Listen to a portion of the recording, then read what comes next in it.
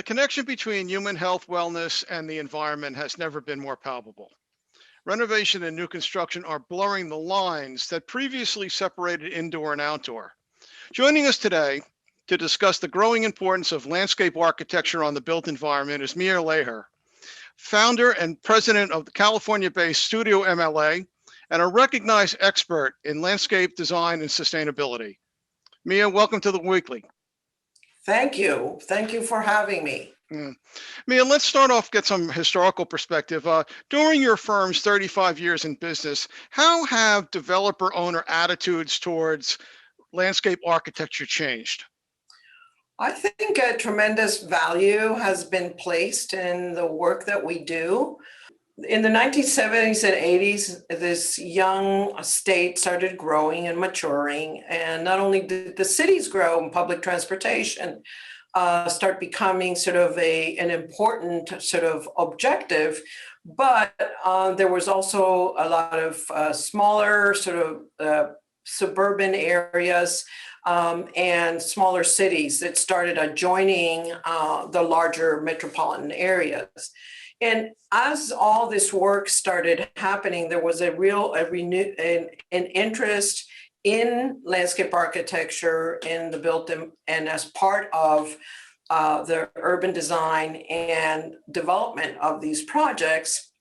There was a lot of curiosity about water management, but also trees in the urban forest and how to sort of start really creating these places with a rich new sort of horticultural attitude. And of course, California is a dry climate, and there were some learning curves associated with what everything grows here, but you're also spending a lot of water.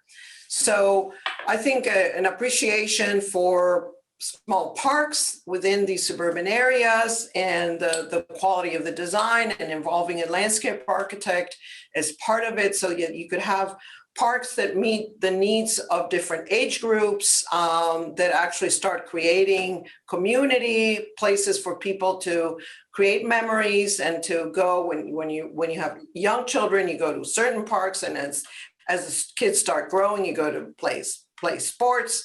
And that there was this, of course, on the East Coast, perhaps a much deeper, older history, and since the 1800s, whereas in California, it happened a little later, and therefore a slightly more contemporary view of what a park is and what are some of the activities and programs that couldn't get incorporated in a park that really resonate with community, and how do you connect these parks to the schools and to the neighborhoods in such a way that it creates a cohesion in these communities. Over the last year or so, I've written quite a bit about buildings that have incorporated nature into their design and not just biophilia. I mean, they want the connection to be overt. Tell me a little bit what you're seeing are some of the latest trends in landscape architecture in this sector right now. Right. Thank you for bringing that up, because I think, and I would say that is definitely an interest and sort of a goal on the part of the landscape architecture, in the landscape architecture profession, to really be thinking about not only how the buildings sort of are incorporated into the landscape that exists in such a way that they create a positive impact as opposed to a negative impact with regard to destroying the existing systems that are there. But what you find is this curiosity and sort of deep interest and acknowledgement that there's value to allow for landscape and buildings to sort of really engage in a meaningful way and that are woven together. And no place there are very few places in the country where this is viable. Indoor outdoor living is really it's a reality in California and in the West. You have 360 days of the year where you have a sunny sort of you have the sun, and you have the ability to create these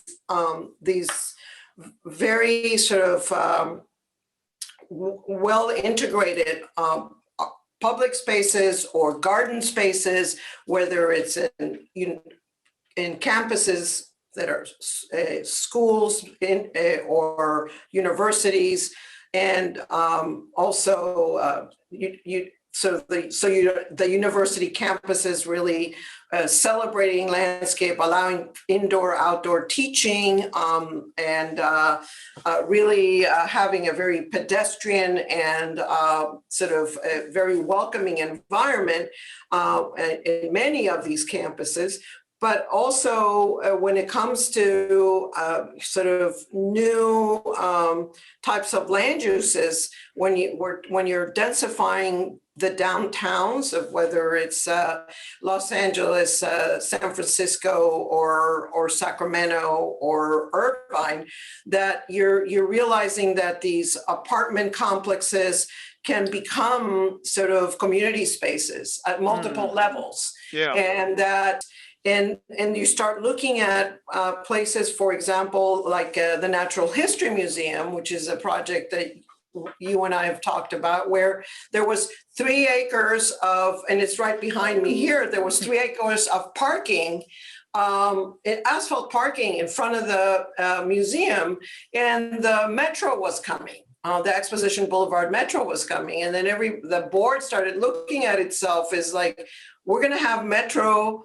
passengers arriving at the museum, and they're going to be at the front, they're going to be now arriving at the back door. So they created a new front door and created a series of urban ecological sort of demonstration gardens, with cities and counties and states having regulations and also funding sources for some of these water quality projects, for urban reforestation projects, for basically projects that actually help people understand and make sustainability and resiliency tangible, where you can tell these stories and people understand, oh, that was a parking lot, and out of that parking lot, I got this, and then I still have some cars over here, but it's just a different space. It's open on all sides, it's 2 levels, and we could also use it for events.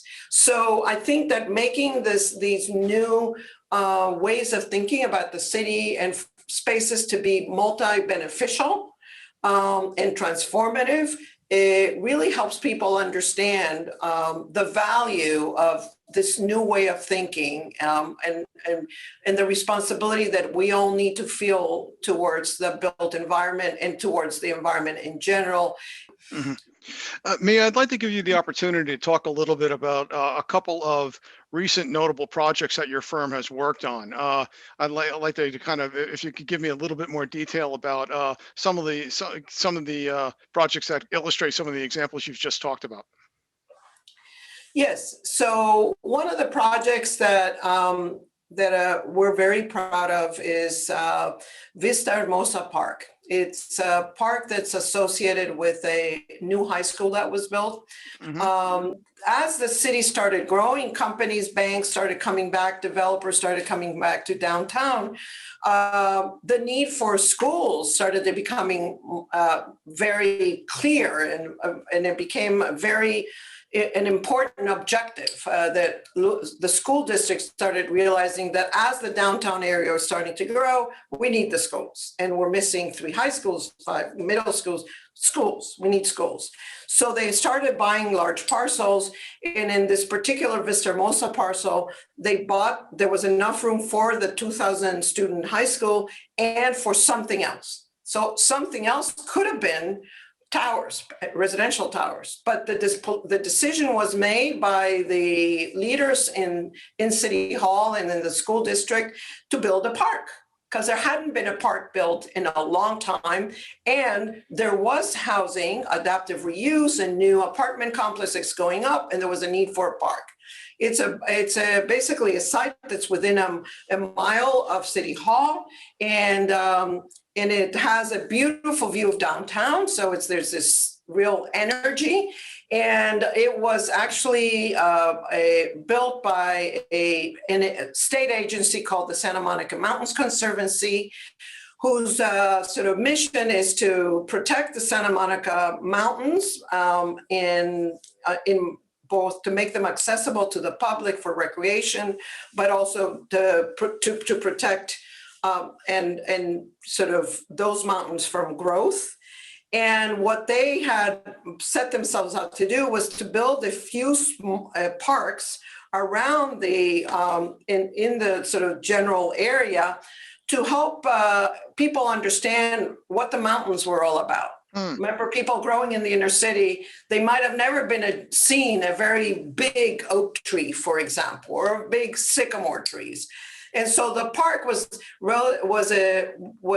basically not only built to sort of celebrate some of the water and water management strategies, as well as native plant communities that would be reestablished, but also to help people understand what it's like to commune in what felt like a real window to the mountains. Mm-hmm. Can you also talk a little bit about the SoFi Stadium project?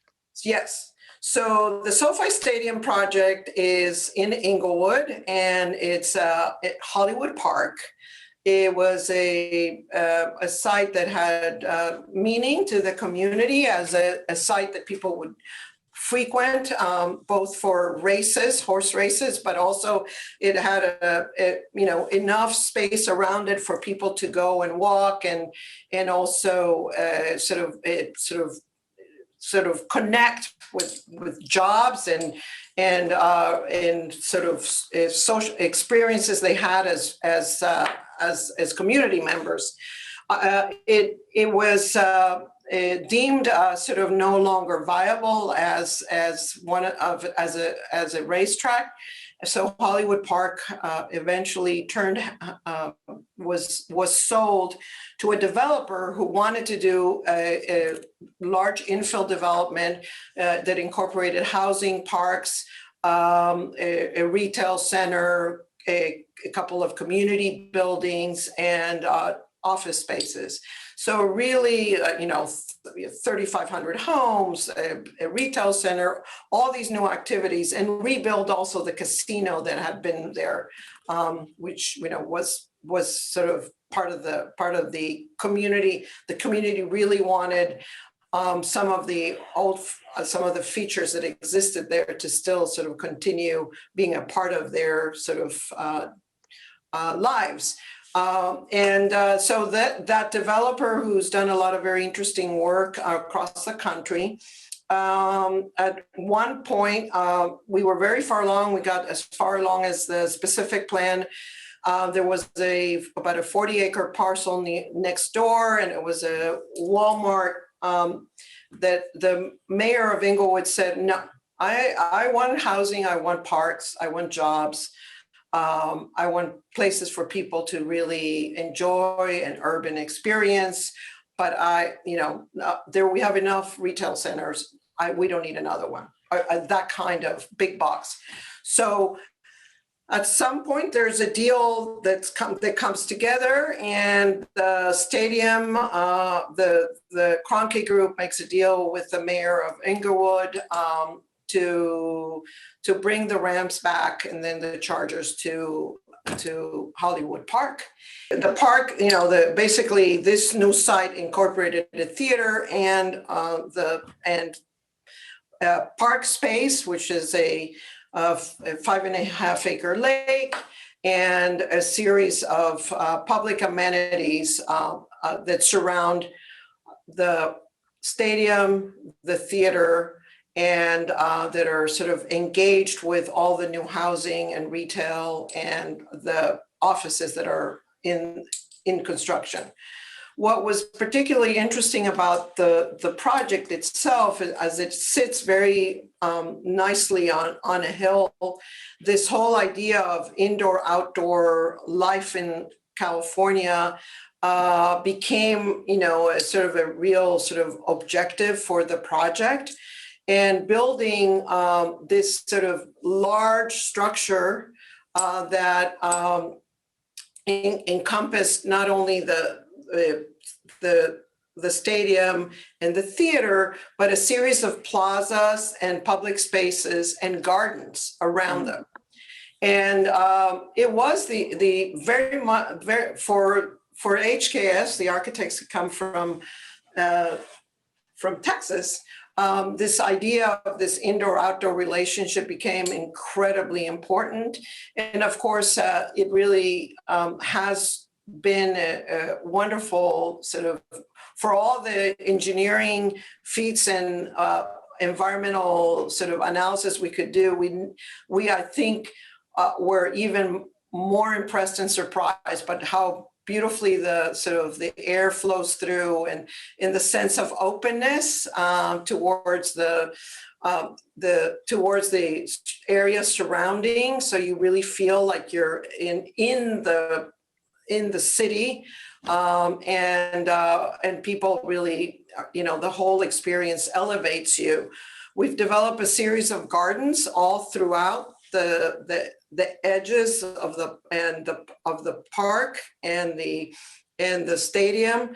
So there's the major entrances that are sort of have a series of very different experiences. Some are we decided to celebrate the Mediterranean biome, which are countries around the world, the area regions around the world that shared similar basically rainfall and the relationship of the land mass to the ocean. And so the dryness of climate and the plant material is somewhat similar. And if it's not similar, it does well because it's very similar conditions. So we actually ended up building and developing a series of gardens, and I would call it actually a Mediterranean biome botanical garden. I think as we were working on it, there were typically a lot of great conversations about how we wanted the experience of this stadium to be different from other stadiums. That we had the opportunity of bringing people through these plazas and gardens and allowing people to arrive early, like you do in most football games. Sure. Arrive early, but not just be in the back of your car doing your sort of celebration, but instead kind of being lured into these public areas where you have built-in benches and these incredibly exotic plant collections and beautiful lighting and signage that explains what you're looking at. So you're developing this different relationship with the place. Well, again, thank you for your time. And thank you. Thank you for our audience for watching. This is John Caulfield from Building Design and Construction Magazine. Thank you very much.